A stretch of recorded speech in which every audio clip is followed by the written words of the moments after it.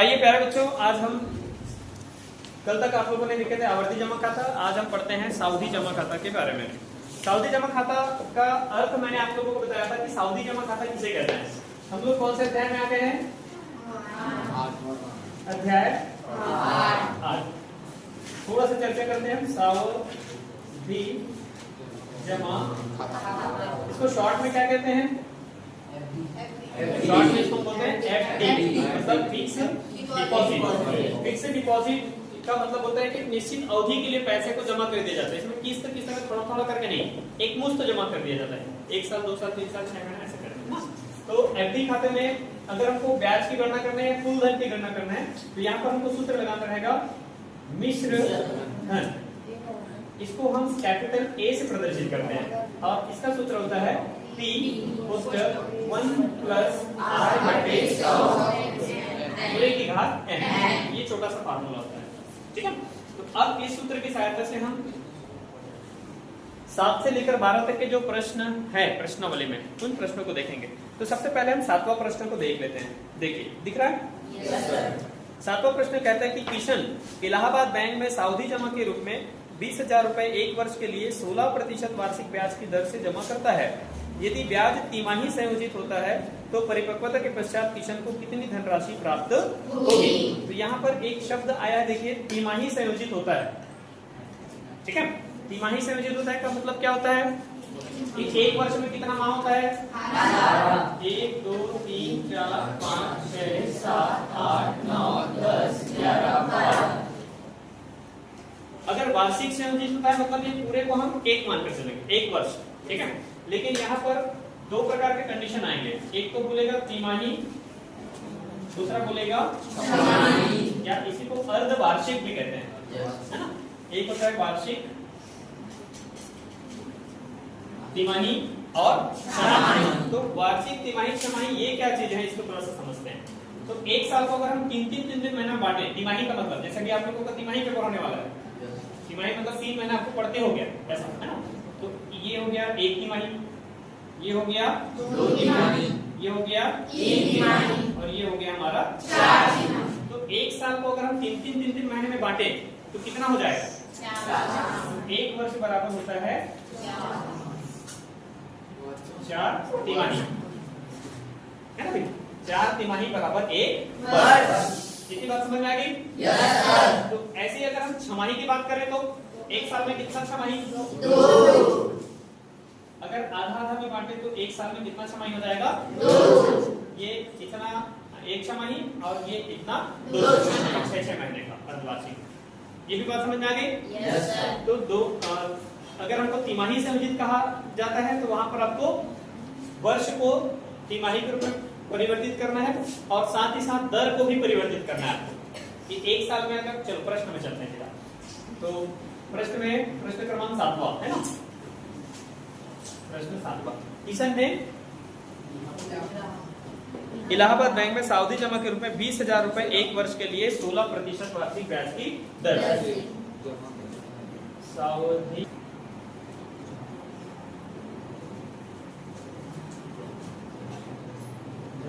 और ब्याज कैसे संयोजित होता है? ब्याज तिमाही। ये थोड़ा सा आपको डिटेल लिखने के पहले शुरू में हाईलाइट कर देना है कि कौन सा खाता है। तो खाते का प्रकार क्या है? सावधि। और इसमें ब्याज कैसे संयोजित हो रहा है? तो ब्याज तिमाही संयोजित हो रहा है। इसको लिखना पड़ेगा आपको। अगर प्रश्न में तिमाही छमाही लिखा है तब की स्थिति में। आवर्ती में ये चीज नहीं होता था, लेकिन सावधि में ये रहेगा। इतनी बात समझ में आ गई? अब अगर सावधि जमा खाते में ब्याज तिमाही संयोजित होती है तो प्रश्नानुसार मूलधन, या इसी को हम बोल सकते हैं जमा धन, P कितना? 20,000 रुपए। एक मुश्त जमा कर दिया वो 20,000 रुपए 1 साल। तो यहाँ पर वार्षिक मासिक ऐसा नहीं आएगा, सिर्फ 20,000 रुपए। समझ में आ गई इतनी बात? फिर दर R बराबर कितना प्रतिशत? 16% अगर 1 साल में हम गणना करें, पूरे 1 साल में, तो कितना? 16%, पूरा साल भर का। ठीक है, लेकिन ब्याज कैसे संचित हो रहा है? तिमाही, मतलब हर 3 महीने में उसको ब्याज मिल जाता है। तो इस 16% को हमें 4 से भाग देकर 3 महीने में बांटना है। तो 16 को 4 से भाग दोगे तो कितना बार भाग जाएगा? 4। इसको बराबर करके लिखते हैं 16/4 बराबर 4 तिमाही प्रतिशत मिलाना पड़ेगा, 4% तिमाही। अब इसको इस ग्राफ में देखिए कि शुरू के 3 महीने में 4%, फिर 3 महीना में 4%, फिर 3 महीना में 4%, फिर 3 महीना में 4%, ऐसे वो किस्त में ब्याज देगा। शुरू के 3 महीने में 4% देगा, फिर 4% देगा, फिर 4%। तो ऐसे 4 बार करेंगे तो 4 4 4 4 मिलाकर 4 4 16, साल भर का उसका कितना होगा? 16। क्या करना समझ में आ रहा है? तो इस प्रकार आपको दर को 16% जो वार्षिक था उसको किसमें बदलना है? आपको तिमाही में बदलना है। तो 1 साल का 16 तो 3 महीने का 4। समझ में आ गई बात? या इसको आप ऐसे ट्रिकी भी याद कर सकते हैं कि प्रतिशत वाले में देखो एक भाग टाइप का चिन्ह लगा रहता है। प्रतिशत का जो सिंबल है ऐसे प्रदर्शित करते हैं हम लोग प्रतिशत को, और भाग के चिन्ह को कैसे प्रदर्शित करते हैं? इसको थोड़ा सा घुमाएंगे तो ये भाग का चिन्ह बन जाएगा। भाग का चिन्ह होता है ऐसे, होता ही नहीं होता है। तो दर में चूंकि ये प्रतिशत का चिन्ह लगा है, मतलब यहाँ पर आपको क्या करना है? भाग देना, ऐसे याद कर सकते हैं। तो 1 साल में कितना तिमाही? 1 साल में 4 तिमाही, 4 से भाग दिए। अगर ये अर्धवार्षिक होता तो क्या करते हैं हम? 2 से, ऐसे नहीं। 1 साल में कितना छमाही? 2 छमाही, तो इसको 2 से भाग देते। 2 से भाग देते तो कितना होता? शुरू के 6 महीने में 8%, उसके बाद में फिर 8%, तो ये 8% और 8% मिलाकर 1 साल का। समझ आ रही है बात? तो इस प्रकार से आपको कैसे संयोजित करें उसके आधार पर इसको परिवर्तित करना है। ये कक्षा 9वीं में भी। उसके बाद देखिए समय, n बराबर कितना समय के लिए? 1 वर्ष। लेकिन हमको 1 वर्ष नहीं, हमको क्या करना है? 3 महीना में ब्याज निकालना है। तो 3 महीने के लिए 1 वर्ष बराबर कितना तिमाही? 4। इसको आप चाहे तो ऐसा भी समझ सकते हैं, 1 गुना 4। समय में क्या करना है आपको? गुना। दर में क्या करना है आपको? भाग। तो 1 4 4, इसको याद रखिएगा। दर में क्या करना है आपको? दर में करना है भाग, और समय में क्या करना है? गुना। लिख देता हूं, दर में आपको करना है भाग और समय में आपको करना है गुना। ये कार्य आपको करना है, 4 से गुना करके। 2 वर्ष रहता तो कितना तिमाही हो जाता? 8 तिमाही। 2 साल में 8, 1 साल में 4 तिमाही, तो 2 साल में 8 तिमाही। अब लगा देते हैं यहाँ पर सूत्र। तो सूत्र होता है हमारा मिश्र धन A बराबर मान रखते हैं? P का मान कितना दिया है जी? P का मान दिया गया है 20,000। ये हो गया 20,000। फिर पुस्तक में 1 प्लस R, R का मान कितना निकला? 4। तो ये हो गया 4 बटे में 100। N का मान कितना निकला? 4। तो ये हो गया घात में 4। ये आंकी बन गया। हल करना है, तो हल करने के लिए हम सबसे पहले तो ये कर देंगे 20,000। इसको हल करने के 2 तरीके हैं, मैं दोनों तरीके बताऊंगा आपको, और दोनों में से आपको जो सरल लगेगा आप उस तरीके से हल करना। पहला तरीका तो ये है कि हम सीधा सीधा इसका क्रिया गुना करेंगे, 2 भिन्नों का जोड़ना। तो ये 100 एकम 100 धन है इसलिए 4 है इसलिए 4 पूरे बटे में 100 पूरे की घात 4। या समझ में आ गया? 20,000 गुना 100 धन 4 बटे 100। अब 100 में 4 जोड़ोगे तो कितना हो जाएगा? 104।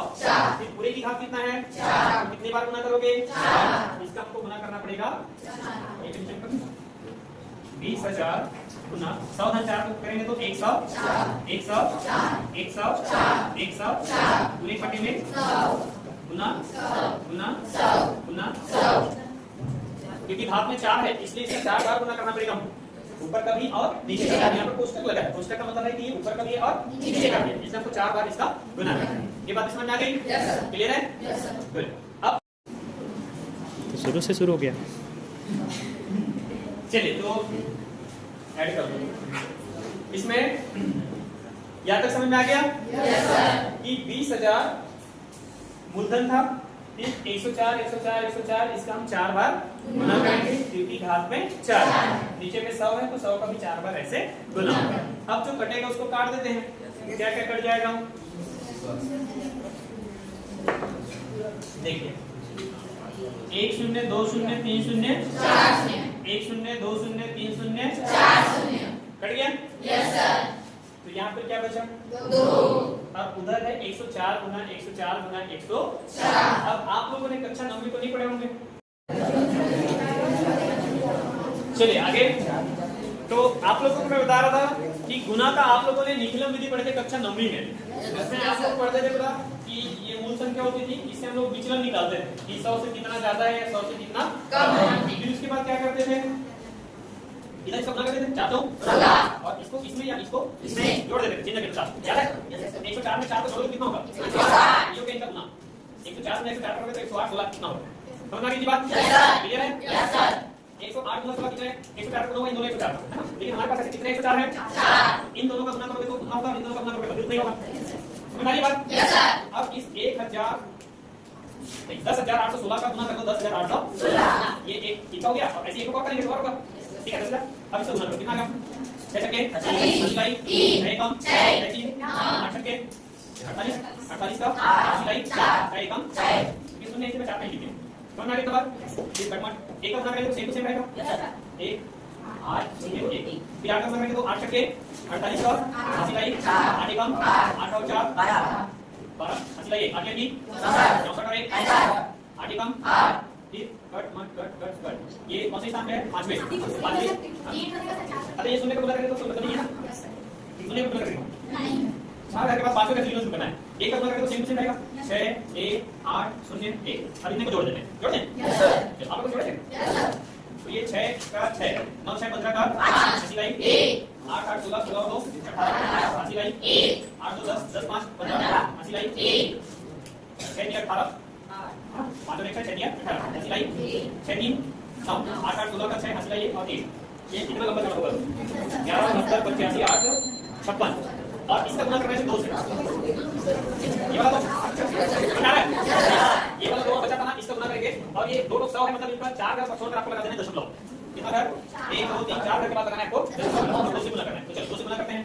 2 से गुना करेंगे तो 2 छक्के 12 का 80 लाइए 2 पंचे 10 80 लाइए 2 अट्ठे 16 और 1 80 लाइए 2 पंचे 10 और 1 80 लाइए 2 अट्ठे 16 और 1 80 लाइए 2 निया 18 और 1 80 लाइए 2 छक्के 18 और 1 80 लाइए 2 एकम 2 और 1 2 एकम 2 कितने के बाद छोड़ के लगाना बोलता सब लोग 4 से मतलब 4 के बाद लगा दो 4 के बाद 1 2 3 4 यहां पे दशमलव है तो 23,397.17 ये 12 का कोई मान तो नहीं है, दशमलव पर 2 का पक्ष लेना है तो इसका आंसर आ जाएगा बराबर 23,397 23,397.17 ये हो जाएगा इसका आंसर।